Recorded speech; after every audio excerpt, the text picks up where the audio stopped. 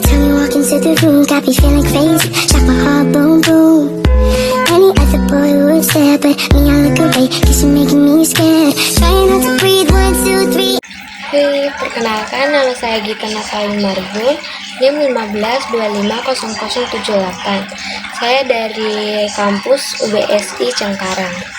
Di sini saya akan mereview jurnal tentang IT atau jurnal internasional tentang IT. Yang pertama, di sini ada judul jurnalnya yaitu Implementasi Natural Language Processing dalam pembuatan chatbot pada program informasi teknologi Universitas Surabaya. Di mana di sini ada penulisnya yaitu Vincentius Riendayu Prasetyo dan Joto Benarka dan Fioni Janes Krista. Dan jurnalnya itu tentang teknik volume 10 nomor 2 tahun 2021. Di mana latar belakangnya yaitu ada penelitian ini dilakukan karena kurangnya informasi mengenai program informasi teknologi Universitas Surabaya sehingga calon mahasiswa kesulitan memperoleh informasi secara cepat. Untuk mengatasi masalah tersebut, penulis mengembangkan chatbot berbasis Natural Language Processing atau NLP yang mampu menjawab pertanyaan pengguna dalam bahasa Inggris. Dan dimana di tujuan jurnalnya itu atau tujuan penelitiannya itu adalah membangun chatbot menggunakan metode NLP agar pengguna dapat memperoleh informasi mengenai program informasi teknologi Universitas Surabaya secara cepat dan otomatis. Dan di sini juga penulis menggunakan metode penelitiannya dengan metode pengembangan chatbot berbasis NLP dengan beberapa teknik yaitu 1. Natural Language Processing atau NLP, lalu keyword extraction, ketiga tokenification, keempat structural removal, kelima post tagging, kelima TF atau INDF, n-grimis dan web crawling. Penguji dilakukan menggunakan cross validation dan user validation. Dan dimana hasil penelitiannya yaitu menunjukkan bahwa chatbot mampu memberikan jawaban sesuai kebutuhan pengguna. Hasil pengujian memperoleh akurasi cross validation sebesar 83,33% dan akurasi user validationnya sebesar 76%. Hal ini menunjukkan bahwa metode NLP cukup efektif diterapkan dalam pengembangan chatbot informasi akademik.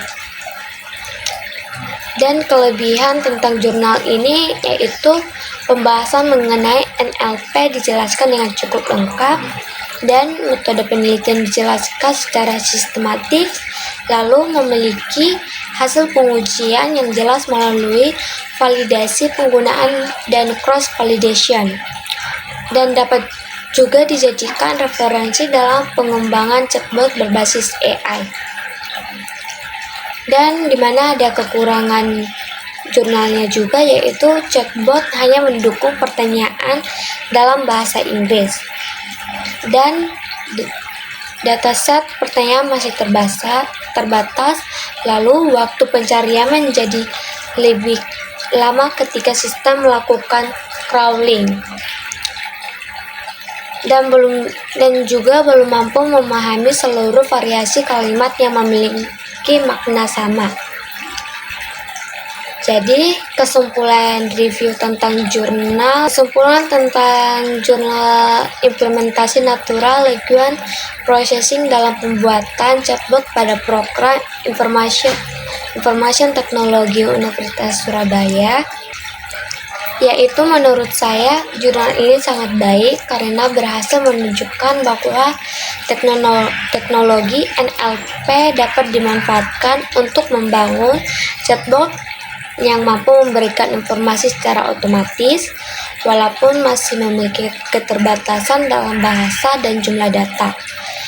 Tapi penelitian ini dapat menjadi dasar pengembangan chatbot yang lebih cerdas di masa mendatang nanti.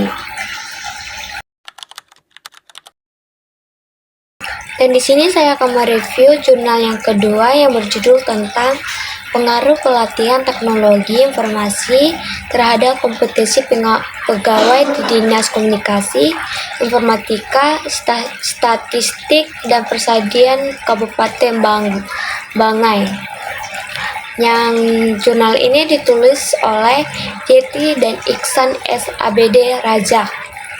Dan jurnal ini bermakna tentang jurnal ilmiah manajemen atau EMOR atau EMOR volume 9 nomor 1 tahun 2025, di mana penelitian ini dilatar belakangi oleh pentingnya penguasaan teknologi informasi bagi aparatur sipil negara atau ASN. Tidak semua pegawai memiliki kesempatan mengikuti pelatihan teknologi informasi sehingga kompetensi pegawai masih berbeda-beda. Oleh karena itu, diperlukan penelitian mengenai pengaruh pelatihan teknologi informasi terhadap kompetensi pegawai. Dan juga ada tujuan penelitiannya yaitu untuk mengetahui apakah pelatihan teknologi informasi berpengaruh terhadap kompetensi pegawai pada Dinas Komunikasi, Informatika, dan Statistik dalam Persadian Kabupaten Banggai. Di mana di sini penulis menggunakan metode penulisnya menggunakan metode penelitian pendekatan kuantitatif deskriptif, di mana teknik pengumpulan datanya yaitu kuesioner, wawancara, studi pustaka, dan analisis datanya menggunakan regresi linear sederhana, uji validitas, uji reliabilitas, dan uji korelasi, serta uji determinasi dan uji SPSS 25. Hasil penelitiannya itu menunjukkan bahwa pelatihan teknologi informasi berpengaruh positif dan signifikan terhadap kompetensi pegawai. Dan hasil analisis diperoleh yaitu T-hitung sama dengan 8,175 dan T-tabel sama dengan 1,701. Signifikannya itu 0,00. Koefisien korelasi atau R sama dengan 0,839. Lalu koefisien determinasi atau R2 yaitu 7,5%. Artinya pelatihan teknologi informasi memberikan kontribusi terhadap peningkatan kompetensi pegawai. Di mana ada juga kelebihan ataupun kekurangan dari jurnal yang dibuat oleh peneliti atau penulisnya, yaitu kelebihan jurnalnya yaitu menggunakan metode analisis statistik yang lengkap, lalu penyajian data mudah dipahami, serta hasil penelitian didukung oleh analisis SPSS, serta relevan dengan perkembangan transformasi digital dan di instansi pemerintah. Serta kekurangan jurnalnya yaitu ada 3, yaitu 1. Sampel penelitian hanya 30 responden sehingga kurang mewakili populasi yang lebih luas. Kedua, yaitu penelitian hanya dilakukan pada satu instansi Seterusnya yaitu belum mempertimbangkan faktor lain seperti motivasi kerja atau budaya organisasi. Jadi dari kesimpulan dari jurnal yang berjudul jurnal yang kedua yaitu yang berjudul tentang pengaruh pelatihan teknologi informasi terhadap kompetensi pegawai di Dinas Komunikasi, Informatika, Statistik, dan Persadian Kabupaten Banggai yaitu menurut saya jurnal ini memberikan gambaran yang jelas mengenai pentingnya pelatihan teknologi informasi dalam meningkatkan kompetensi pegawai.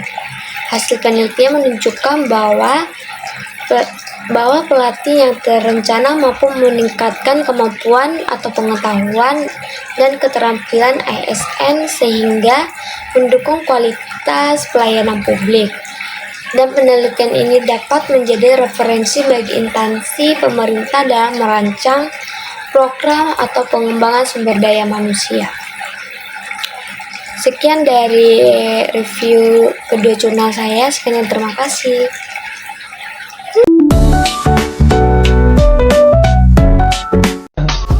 I just had to let you know you're